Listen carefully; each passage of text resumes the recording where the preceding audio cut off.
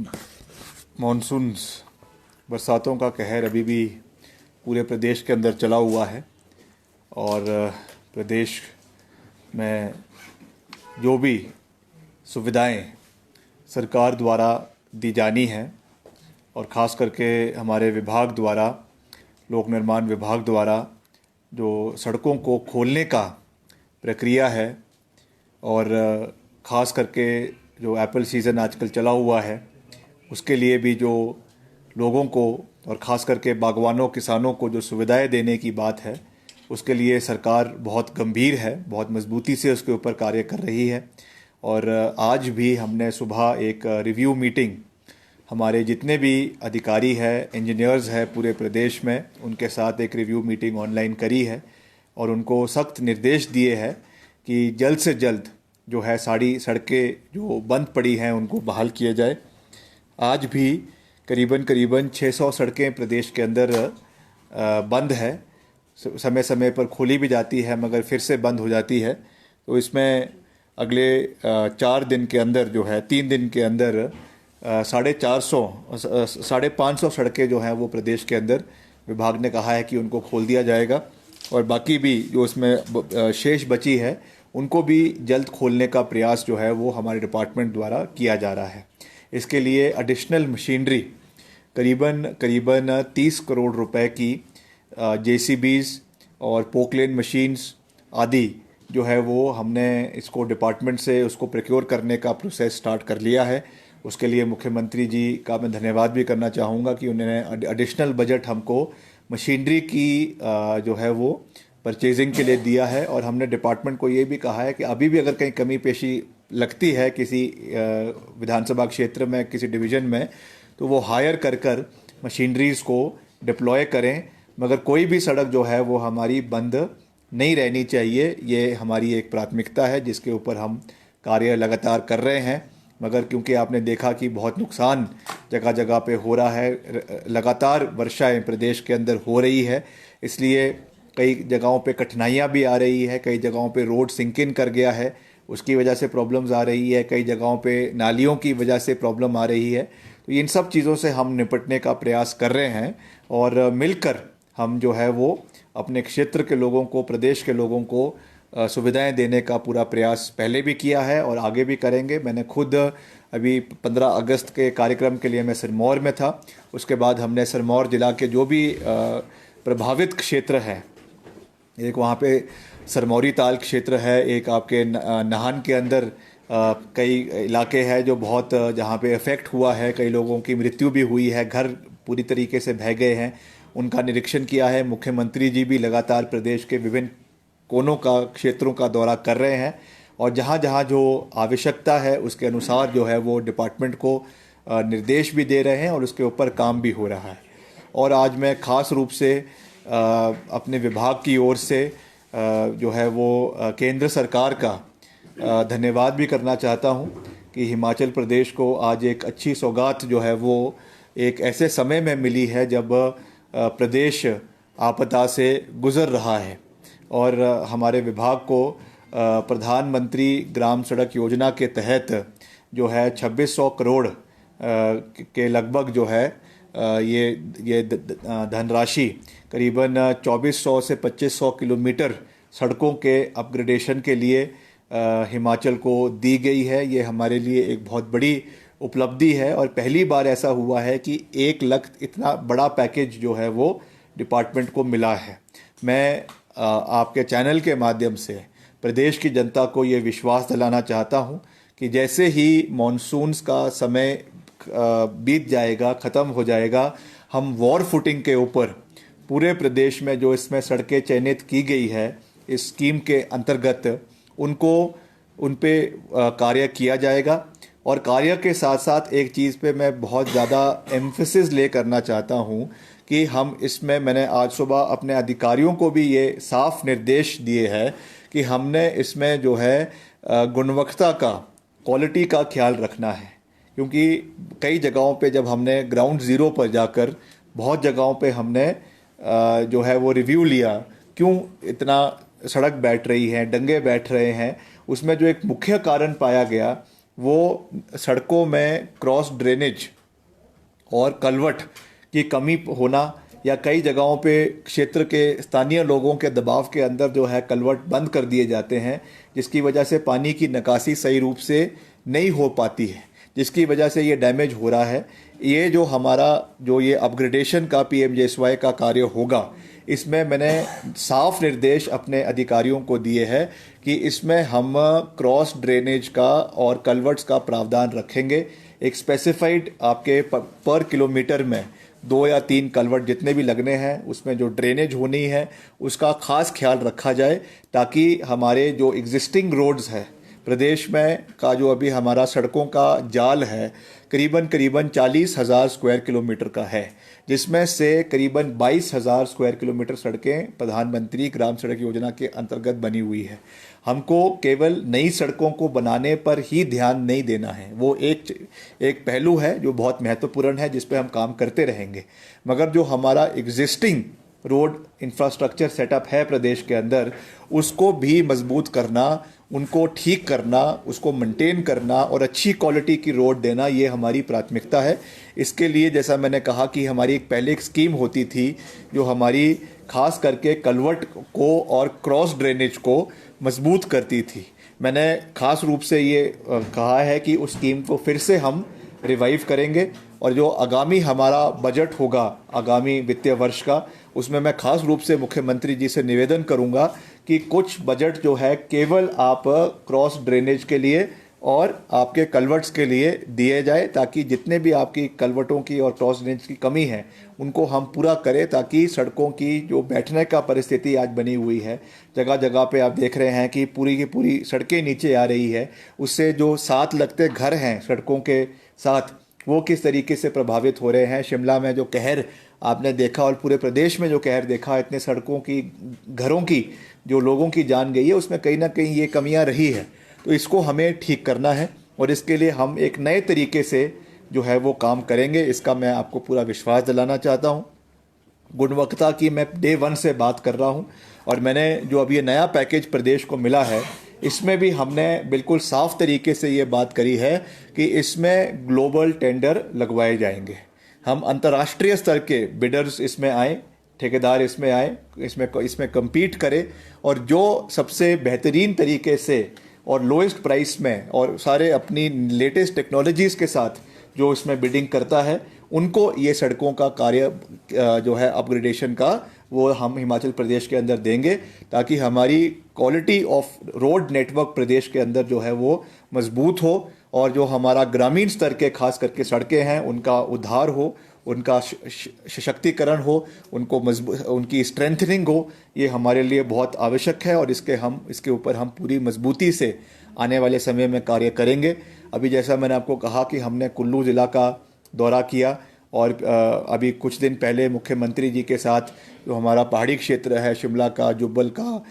रामपुर का, रोडू का और कुमारसन का, वहाँ का दौरा किया। ग्राउंड ज़ीरो पे जाकर हमने कुछ दिन पहले अभी सिरमौर का दौरा किया। अभी जो आज की हमारी बैठक थी उसमें ये निकल कर आया है कि हमारा जो पालमपुर का सर्कल है,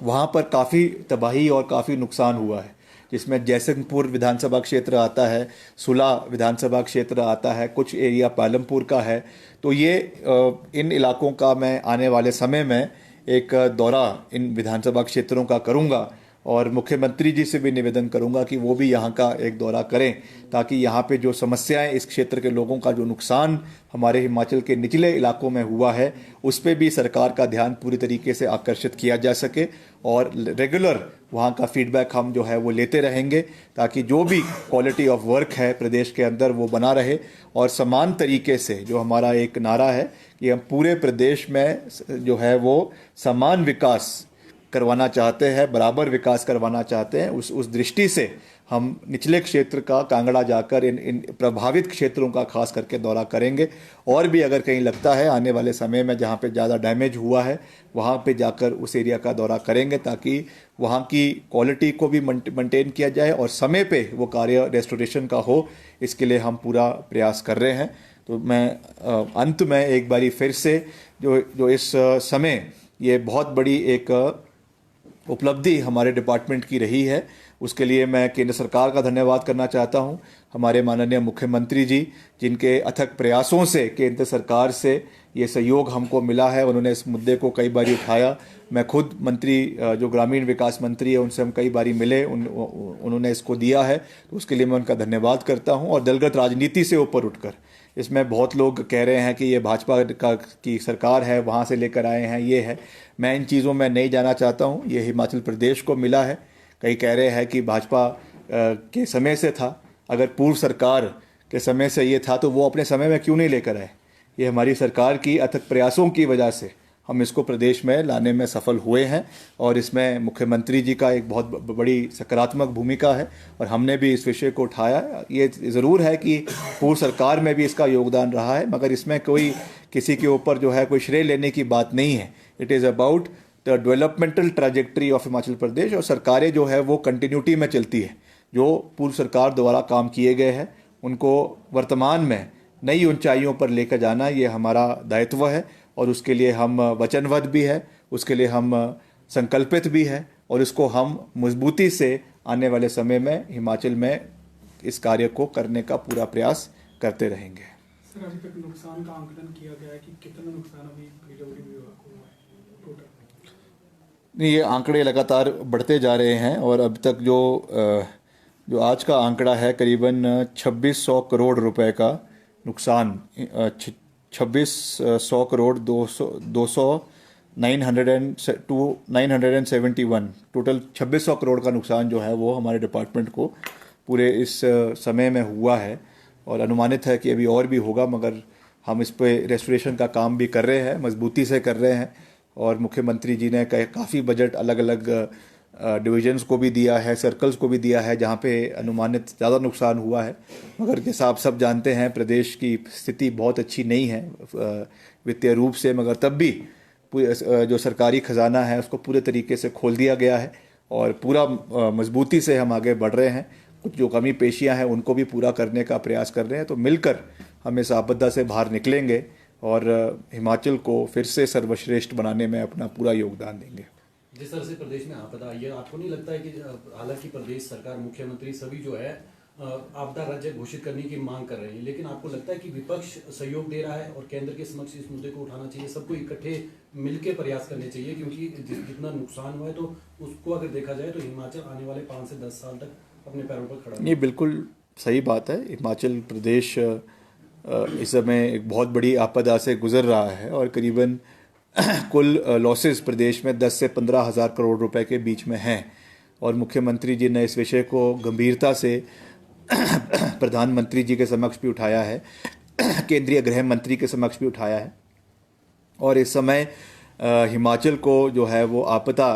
प्रभावित राज्य घोषित करने में कोई हिचकिचाहट जो है वो केंद्र सरकार को नहीं होनी चाहिए। इस विषय को एक स्वर में, एक आवाज़ में विपक्ष और पक्ष दोनों ने उठाया है, या अगर विपक्ष से कोई कमी रही है तो मेरा विपक्ष के साथियों से भी ये विनम्र निवेदन रहेगा कि आप हिमाचल के हित में इस विषय को सरकार के साथ मिलकर केंद्र सरकार के साथ उठाएं, ताकि हिमाचल को एक जो है वो डिज़ास्टर प्रोन स्टेट का दर्जा जो है वो केंद्र सरकार की ओर से मिल सके, ताकि उसके तहत और फंडिंग प्रदेश को अलग अलग हेड्स में प्रदेश के लिए करवाई जा सके। भाजपा प्रदेश अध्यक्ष ने पिछले कल एक बयान दिया था कि जो प्रदेश में केंद्र सरकार जिस तरह से कार्य कर रही है वो राष्ट्रीय आपदा के नियमों के तहत कर रही है। कितने सहमत है आप इस बयान से? क्या कार्य इस तरह से हो रहा है? देखिए, जितना सहयोग होना चाहिए उतना नहीं हो रहा है। ये बात मैं नहीं कह रहा हूँ, ये बात आंकड़े कह रहे हैं, और आंकड़ों में जो भी पैसा अभी तक हिमाचल को मिला है नेशनल डिज़ास्टर रिलीफ फंड के तहत, वो पैसा हमारी को इस फाइनेंशियल ईयर में वित्तीय वर्ष में मिलना ही था, मगर ये उन्होंने किया है कि एक अलॉटमेंट जो आपकी साल के आखिरी में होनी थी, उस अलॉटमेंट को उन्होंने प्रीपोन कर दिया है, जिससे टोटल मिलाकर करीबन 300-350 करोड़ रुपए जो है वो, या 400 करोड़ रुपए वो प्रदेश को NDRF के माध्यम से दिए गए हैं। मगर इसके अलावा कोई पैकेज खास रूप से हिमाचल को नहीं मिला है। अक्सर ऐसा देखा जाता है जब इस तरीके के कोई डिज़ास्टर किसी इलाके में आता है, देश के किसी कोने में आता है, कोई साइक्लोन आता है, सुनामी आती है, या और कोई इस तरीके का नेचुरल क्लैमिटीज़ आती है, तो केंद्र सरकार द्वारा एक अलग से पैकेज जो है वो उस प्रदेश के लिए अनाउंस किया जाता है, मगर हम भी देख रहे हैं, आप भी उस चीज़ को फॉलो कर रहे हैं, अभी तक ऐसा कोई भी वित्तीय पैकेज खास करके हिमाचल प्रदेश को नहीं दिया गया है। तो भाजपा अध्यक्ष किस बेसिस पे ये बात कह रहे हैं, ये वो इस बात को जानते होंगे, मगर जो आंकड़े हमारे पास उपलब्ध है या जो जानकारी ये एक कॉमन जानकारी है, वो उसके हिसाब से अभी तक इस तरीके का कोई भी विशेष योगदान केंद्र सरकार से हिमाचल को नहीं मिला है। सर, विपक्ष लगातार जो है वो विशेष सत्र की मांग कर रहा है। अब कांग्रेस के विधायक ने भी सुझाव दिया है कि विशेष सत्र जो है आपदा के ऊपर बुलाया जाना चाहिए। आप इसको किस तरीके से नहीं, देखिए, सत्र होगा, इसमें कोई दो राय नहीं है, और जब जो भी सत्र होता है सारे सत्र विशेष ही होते हैं। ऐसा तो है नहीं कि कोई सत्र अविशेष है, विशेष नहीं है। तो जब सत्र होगा तो उसमें मुद्दे तो उठेंगे, और स्वाभाविक है कि अभी सबसे बर्निंग इशू प्रदेश के अंदर जो है वो यही है, तो इसी को ही उठाया जाएगा। विपक्ष के विधायकों द्वारा भी उठाया जाएगा और पक्ष के विधायकों द्वारा भी उठाया जाएगा। तो इसलिए ये सत्र होने वाला है। अभी 22 तारीख को जो है वो कैबिनेट की मीटिंग है, प्रस्तावित है, और मुझे विश्वास है कि उस मीटिंग में अगले सत्र की जो रूपरेखा है उसको तय कर दिया जाएगा मुख्यमंत्री जी की अध्यक्षता में। तो वहाँ पे सब स्वतंत्र है कि वो उस सत्र में अपनी बात को पूरी मजबूती से रख सकते हैं। सर, जो केंद्र से पीएमजीएसवाई में जो ये सड़कें स्वीकृत हुई है, कई बार देखा जाता है कि अब जब काम हो रहा है स्कूल में तो ठेकेदार लेट ही करते हैं या उनके पास समय से पूरी चीज़ें नहीं होती है, तो क्या सर उसको मॉनिटर करने के लिए? मैं कह चुका हूँ पहले कि इसमें जो है वो ग्लोबल टेंडर्स करवाए जाएंगे, और इसकी मॉनिटरिंग जो वैसे भी पीएमजीएसवाई की जो मॉनिटरिंग है वो बहुत अच्छी मॉनिटरिंग है, क्वालिटी इसकी मेंटेन करने के लिए। बल्कि हमने तो जो प्रदेश की सड़कें हैं उसमें भी इस यार्डस्टिक को हिमाचल की सड़कों को मैं भी इम्प्लीमेंट करने की बात कही है। तो उनकी जो क्वालिटी कंट्रोल विंग है अच्छा है, क्योंकि उनके अपने यार्डस्टिक्स भी है, पीएमजीएसवाई के अपने लोग भी आते हैं, तो उस चीज़ को हम मेंटेन करेंगे। मगर जैसा मैंने आपको कहा कि गुणवत्ता और समय पे ये कार्य पूरा हो, इसके लिए हम इसको जो है ग्लोबली इसमें टेंडर्स बुलाएंगे, ठेकेदारों को बुलाएंगे, और जो भी इसमें एज पर पैरामीटर्स क्वालिफाई करता है उसको जो है ये काम दिया जाएगा। सर, अनुराग ठाकुर जी का एक बयान आया है कि आपदा की इस घड़ी में सरकार में बैठे लोग जो अलग अलग बयानबाजी कर रहे हैं, आप कैसे मानते हैं?